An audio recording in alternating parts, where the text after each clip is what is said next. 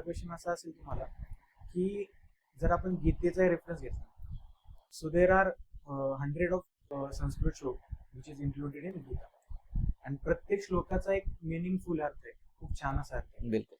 माझा एक फेवरेट श्लोक आहे त्यामध्ये, कर्मण्येवाधिकार अस्ति मा फलेषु कदाचन.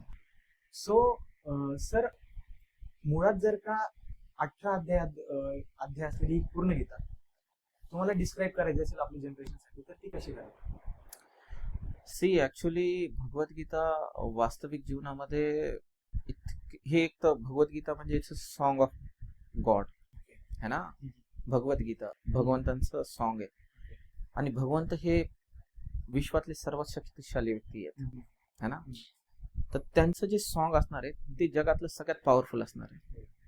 सो रिअल लाईफ मध्ये भगवद्गीतेतला एक एक शब्द एवढा ताकदवर आहे किंवा एवढा प्रभावशाली आहे की कुठल्याही व्यक्तीनं जर भगवद्गीतेतला एक शब्द किंवा एक काय म्हणू शकतो आपण त्याला श्लोक जीवनामध्ये जर इम्प्लिमेंट करायचं म्हटलं तर त्याला कितीतरी लाईफ टाईम कमी पडतील वास्तविक जीवनात है ना. आणि जर त्यांनी त्याचा एखादा शब्द किंवा एखादा श्लोक जरी त्यांनी आपल्या जीवनामध्ये उतरवला, त्याचं लाईफ परफेक्ट आहे, एकदम 110% परफेक्ट आहे कुठलंही.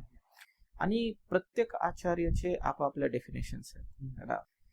बट भगवद्गीतेमध्ये एक खूप सुंदर सेंटेन्स आहे ना, नष्टो मोह स्मृतिर्लब्धा त्वत्प्रसादान्मयाच्युत स्थितोस्मी गत संदेह करिष्ये वचनं तव.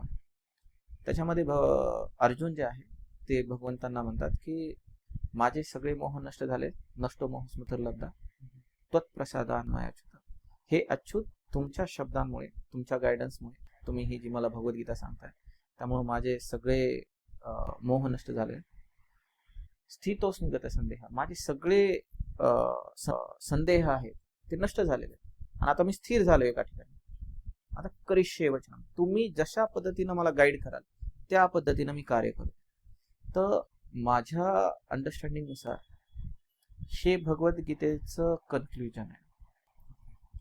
जर एखादा व्यक्ती भगवद्गीतेला गंभीरतेनं स्वीकारत असेल किंवा त्याचं अध्ययन करत असेल, सो त्या व्यक्तीच्या जीवनामध्ये सगळे मोह नष्ट होऊन जातील आणि त्याला कधी डाऊट नाही राहणार जीवन जगण्यामध्ये की आपण काय करतोय, बरोबर करतोय का चूक करतोय. आणि तो फक्त एवढीच इच्छा ठेवेल की भगवंतांनी जसं जसं गायडन्स केलेलं आहे मला त्या पद्धतीनं मी जीवन जगेल. त्याच्या मनामध्ये कधी डाऊट नाही राहणार कधी.